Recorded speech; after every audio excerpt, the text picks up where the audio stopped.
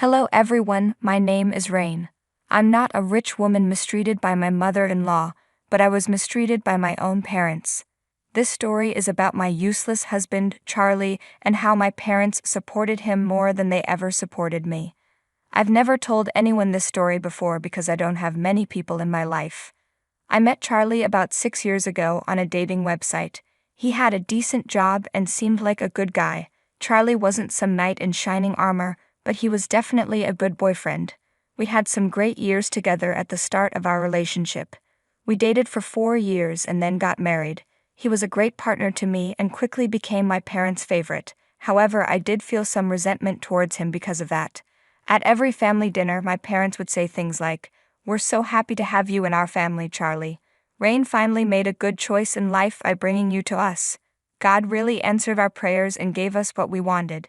You know, we'd always wanted a son but never had one. You're such a nice young man and perfect for our family. Yes, Rain is okay and all, but she can't be our son. She doesn't understand that. Rain has always been a little selfish and greedy for attention. We're glad you stuck with her despite her flaws." They were right. I was selfish and greedy for affection. My parents always wanted a son and couldn't have one. They even tried for a bit after having me, but it wasn't possible. It made them resent me throughout my life. When I was young, I couldn't understand why they neglected me and favored other children if they were boys. They always complained about me and how they missed out on having a son. As I grew up, I was determined to prove to them that I could be just as good as a son. I got great grades, went to college, and got a good job. I even sent them monthly allowances so they wouldn't have to work anymore. Still, they never appreciated me. Charlie did nothing for them, but they loved him more than me. I tried to push aside my resentment because I was happy that my parents finally approved of one choice I made. Charlie also enjoyed the attention he got from my parents. His own parents had disowned him, and I didn't know why. None of his relatives even came to our wedding. Slowly, I started to understand why almost everyone in his life cut him off. He was a thief. I wish I were exaggerating, but I'm not. At first, it started off as him being lazy. One day, he suddenly took a lower-paying job because he didn't want to work long hours anymore. He said it was to avoid getting depressed, so I decided to switch jobs at my company and took a lower position with a pay cut to help out. "Why would you do that, Charlie? This is a serious pay cut and it will affect our life," I said. "Why would it affect us? You earn well enough to support our lifestyle. Just put more money into our joint account. That would solve everything," he replied. "You can't just assume that, Charlie. Things like this require a family discussion. If you want more money from me, you should have discussed it with me first. Do you have no regard for my mental health? Why would I even discuss this with you? We're married, so there's no my money or your money anymore. Stop being so dramatic," Charlie said. I was a bit annoyed by how casually Charlie was acting about the whole thing, and the fact that he refused to separate our finances worried me. But I still supported him because I loved him. That was one of the biggest mistakes I ever made. Guys, this man spent all his money and time on video games. Yes, whatever little money he earned was spent on them. He put $500 into our joint account, but later he took out even more for himself. Charlie and I had countless arguments about this in the past. He was draining my savings and taking almost all of my paychecks. Sometimes he didn't even contribute anything to the household. He didn't help with chores either. All he did was work, play games, and spend money on things he wanted. I was getting sick and tired of being financially taken advantage of. No amount of talking ever helped. Instead, he always turned things around on me and yelled at me. My parents also took his side. They said, "Rain, why is your husband calling us, saying that you are financially abusing him? This is very unlike you, Rain. You better explain yourself." "Dad, I'm not financially abusing him. In fact, it's the opposite. He's been draining my savings and making me pay for 90% of our household expenses." "So what, Rain? People need to spend money on their family after marriage. It's shameful how you don't let Charlie use your credit card. You're punishing him for not having a fancy job like you. How did you become so greedy?" "Mom, he's misused my credit cards before. That's why I don't let him use them anymore. I can't risk our future knowing he has no control over his spending." But my parents still took Charlie's side. That made me even angrier. I knew he was using my parents to make me give him all my money. Little by little, all the love I had for him faded away. But one day, things reached a breaking point. I discovered that he had taken $20,000 from my personal account without permission. What did he spend it on? A new gaming PC and accessories. I was furious. I tried to get the charges canceled, but it didn't work. So, as a last resort, I decided to report it to the police. Charlie was furious when they came to arrest him that day. I was determined that my marriage had to end. I needed to get out. What I didn't realize was that I would lose more than just Charlie because of my decision. I texted my parents to tell them what happened. I didn't want them to hear about it from someone else, so I told them that night. They saw the messages but didn't reply. I was a little worried about their silence, but I was too exhausted to think about it, so I went to sleep. The next morning, I woke up and saw a text from Charlie. He said, "Hey wife, I'm already out of jail. Are you surprised? Well, I am too. I never thought your parents would be the ones to bail me out." "What? My parents bailed you out?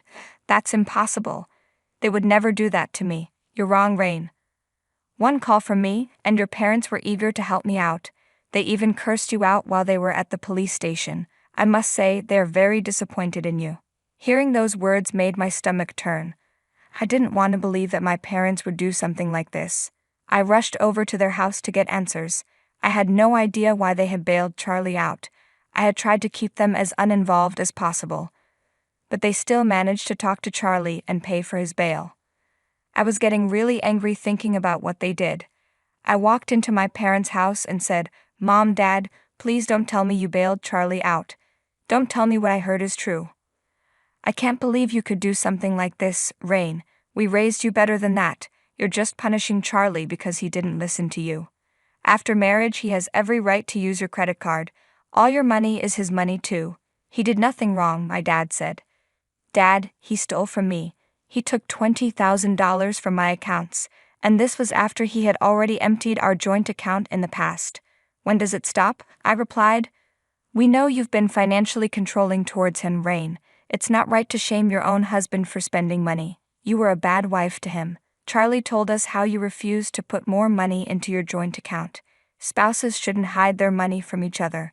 "Charlie doesn't hide anything from you," Dad insisted. "Charlie didn't hide money because he had nothing to hide. After every paycheck, he had no money left. He barely contributed anything to our household expenses." "Oh my God, are you shaming a man for earning less than you? What can poor Charlie do when he earns so little?" "I can't believe what a greedy and selfish brat you've become," Dad said angrily. No matter what I said, my parents still supported Charlie. I should have seen this coming. They'd always preferred him because he was a man.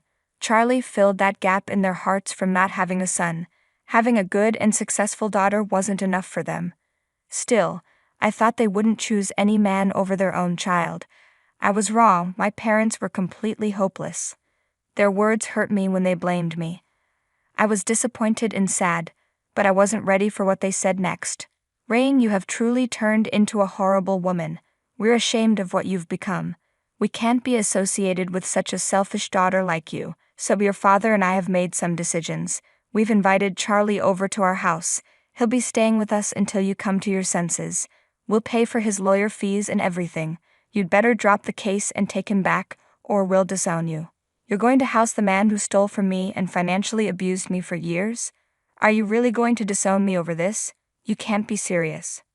"We are dead serious, Rain. It's time we taught you a lesson. Just because you're financially independent doesn't mean you can do whatever you want. Charlie has been such a good son-in-law to us. It's time we stand up for him and help him out in this tough time. He's already like a son to us, so we'll let him stay with us until you realize your mistake." Nothing could have prepared me for this. I thought my parents were biased towards my husband, but I never thought they would disown me for him. They constantly praised my abusive, freeloading husband for his wrong decisions and belittled me for being responsible. What they said that day completely shattered my heart. All the love I had for them was gone. I realized that all my life I had been loving the wrong people, but I wasn't going to let them take advantage of me anymore, so I said, "Fine then, have him in this house. But if he comes to live here, I will stop sending you money. I won't pay you a cent, so you can go and spend it on my loser husband. We expected that from you, Rain. We already know what a selfish person you are. You don't have to send us money. We can take care of ourselves. It's just like you to threaten us with money. Listen to me, Rain, you can't use your money to control us. The money you earn has made you proud. We'll show you what a mistake you've made by using your money to manipulate people. There's no reason for us to stay in contact with you. Don't come to this house or talk to us again. I looked at my mother, and she agreed with my dad. Both of them told me to go away and never show my face again. They'd even said I shouldn't call or text them. I took their words to heart and left the house. I didn't cry in front of them, but I broke down in my car. I cried so much that I had to pull over to calm myself. I spent over 30 years of my life trying to win my parents' love, and yet they threw me away like trash. They treated me like trash and called me trash. I felt like my world had ended that day. I went home and cried myself to sleep. The next day, Charlie called me just to brag about how he'd stolen my parents. He was already settled into my old room and called to tell me how much my parents hated me and loved him more. He said, "Guess what, Rain? I'm in your precious room right now. Your parents even came to pick me up. They really hate you right now." I replied, "Charlie, you're being rewarded for your crimes. It must be fun having loving parents who aren't even your own." He said, "It was so easy to manipulate them, Rain. I didn't even have to try. You ran after them like a dog, but they never loved you like this. Honestly, I think they hated you all along."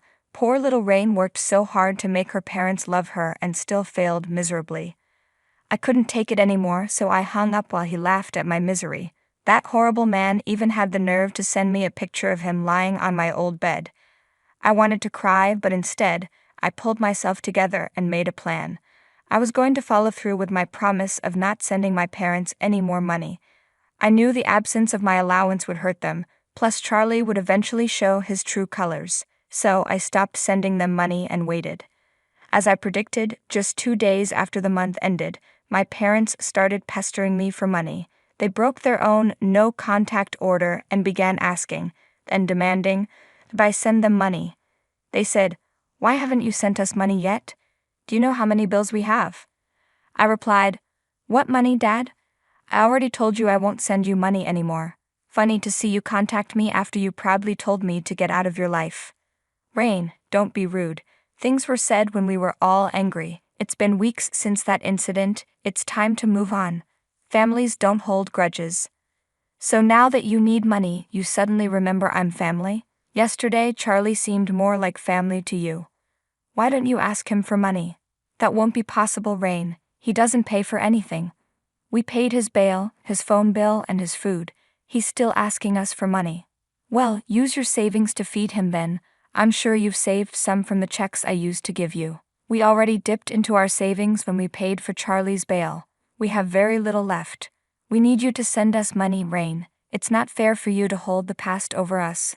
No, this is completely fair, Mom and Dad. For years you've treated me unfairly because I'm a girl. You chose Charlie and loved him only because he's a man.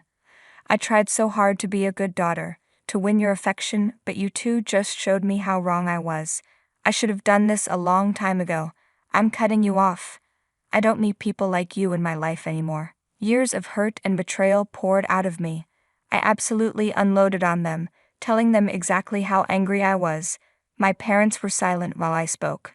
When I finished, they started pleading for forgiveness because they really needed my help. I hung up on them without listening any further. I had predicted that my parents would come banging on my door with apologies and pleas. I even expected some entitlement on their part. But my revenge became even sweeter because Charlie did something stupid that made my parents file a police report against him and kick him out. If you want to know why, you need to see this conversation I had with them. One day, they showed up at my doorstep to try and talk to me. I didn't open the door but spoke to them from inside. They said, "Rain, you need to hear us out, dear. We're here to apologize for our mistakes. We never should have let an outsider into our home. You are family, and you should have been our priority. We got caught up in our dream of having a son and didn't realize how bad your husband was. We've already paid dearly for it. Charlie stole our credit cards and drained our savings. We don't even have money for food anymore. Rain, please don't let your parents starve. We need your help. We promise we'll stand by you this time. We've already reported the theft to the police and kicked Charlie out. He'll never step foot in our lives again. I replied, you should have thought about this when you happily chose Charlie over me. You're the only ones responsible for your situation now. I will only send you money for this month, but after that, I'm done. You have a month to figure out what to do. I said that and left them on the porch. I felt a little bad for my parents, but then I remembered how little I meant to them. That was enough to make me angry again. I did send them some money because I couldn't let them starve, but that was the last check I sent them. Just as they said, my parents filed a police report to get the charges reversed on their credit cards.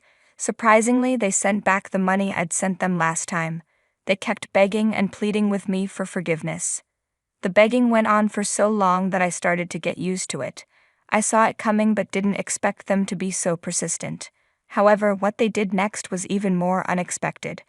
They actually signed over their house to me as an apology for all the mistakes they made against me.